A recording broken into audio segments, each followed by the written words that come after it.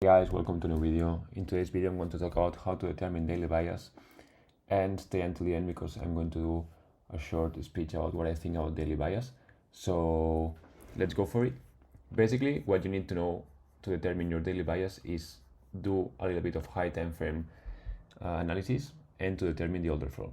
This means like normal price action analysis, as you already know how to do, but I'm going to explain a little bit how I do it. So you need to know about the weekly profiles, okay?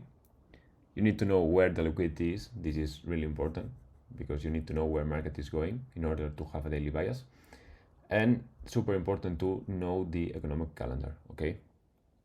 This is our roadmap to know when the moves are going to happen or not. So it's really important to take it into account, okay?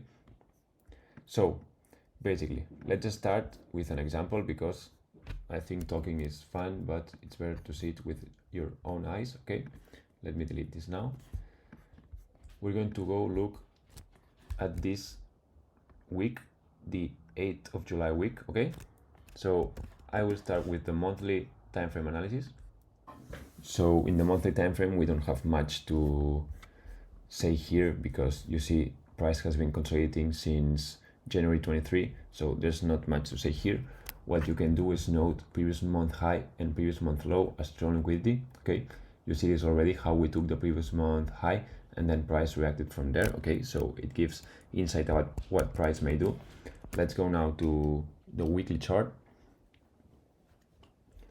Okay, here in the weekly chart, you can start to do a little bit more of analysis, okay? First thing we have here is how we did this turtle soup down here, okay? This gave context for these up moves, but we're here now, so this doesn't concern us a lot. What do we have here more? We have how we respected this order block here. Okay, these are all bullish signals for our price. Here we had this small turtle soup down here, you see? Okay, turtle soup down here. And then this high here, this is the previous month high. If you remember, I had noted it in the other chart, okay? So this is the previous month high. This is what are we going to use as draw liquidity for the next days, okay? We have this turtle soup done down here already. We have this huge reaction here. So the next candle, we can imagine it's going to happen like this, okay? This is in the weekly chart, okay? So we already know this is going to happen. This was a strong candle. It's not like a weak, no, it's a strong candle. So we know the next one is going to probably go there. Then let's go now to the daily time frame. We have our target determined there. So we know that price is going to reach there probably this week or maybe the next one. Now, let's see what happened these days. Nothing, nothing, and nothing. Why? Because of the news calendar, okay? We had CPI this week on Thursday. So in the next day, we expect a bullish move towards our target, okay? These days were a little bit tricky. You see here, we took the previous day high and then we reacted from there. Why it doesn't go directly to our target? Because I repeat, the economic calendar is super important. It's not going to happen on Monday, a big move, when you have CPI on Thursday, okay? So these days, price basically consolidating if you're looking in the daily time frame, okay? Let's see what happened next day. Price started going up. We have not reached our target. So you already know the direction for the next day. You're going to at least target the previous day high, okay? You see? Has the target been reached? No. So you have another target here, which is the previous day high again, and you have the final target there. Done. Previous day high and previous month high, okay? This is the previous month high, so it's an important high. You have a lot of liquidity resting above here, okay? Now, what happened here? Is this a strong close? No, it's not. What can you target the next day? Probably this low, okay? See, we took this low. Is this a strong bearish close? No, it's not. Where can you target the next day? Probably this high. Done again, okay? Do you want price to continue upwards now? It could, but your target has been met in the weekly chart. So what can happen now is that you have a bearish reaction probably after taking an important high time frame PD array or liquidity. Okay, let's see what happened. So yeah, you had a bearish reaction after taking an important high, which was the previous month high. Okay, so this is quite a little bit how you can determine daily bias. I mean, the main thing about daily bias is try to predict the daily candle. And you see, we could predict at least these two knowing our drawn liquidity. Okay, these ones were a little bit harder because we didn't have news here, and obviously you need to go to lower time frames to be able to trade. You cannot buy, I mean, if you buy here, you're going to get stopped out. You need to be following what lower time frames are telling you. Okay, so this is like the clearest example there is to know the daily bias. Okay, here it's the same. You see how we take previous day high and we react. Next candle is going to take previous day low. Okay, you have the bias for the next candle. The next candle here, the same. Okay, and you can keep doing this, combining higher time frames with the daily chart. Okay, let's go now, zoom into these 2 days. And when we look into the 4-hour chart, we see why I said that you don't need and you can't marry the daily bias. Because imagine in Monday, you already know that your bias for this week is going to be this. Okay, but it's not going to go directly. Price doesn't go straight to your take profit or your drawn liquidity, sorry.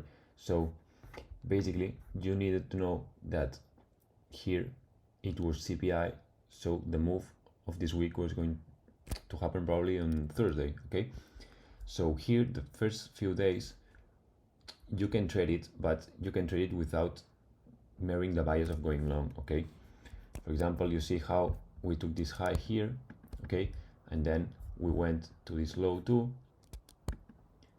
Okay, this was on Monday. Then on Tuesday it was a little bit of consolidation too. I mean, it was not the best week to trade before CPI. Okay, you see, you can get a little bit chopped out here because if you were long, you get stopped at break even. The move here was this turtle soup here after taking this high too. This was already in New York session, okay, and targeting this low down here or this low down here. I mean, you can trade from liquidity to liquidity, from buy side to sell side, when you know that price is not going to go directly to your drawn liquidity. Okay, so basically these days the only thing you could do was scalp, and that's why I love scalping more than day trading, because these days candles didn't do nothing. Okay, but you had a lot of opportunities here in the lower time frame, and this is 1 hour. If you go to M15, there's going to be more opportunities. Okay, so you see Monday nothing, Tuesday nothing, Wednesday nothing. Okay, if you were here focused only on longs because your daily bias was long, that doesn't make sense. Okay, here you have the importance too of weekly profiles. Okay, this week you had the Tuesday low of the week. Okay, the low of the week was formed on Tuesday, and this is quite common when you are bullish on a week. Okay, it's common to have a Tuesday low of the week or Wednesday and then go up. This goes according to the power 3 concept.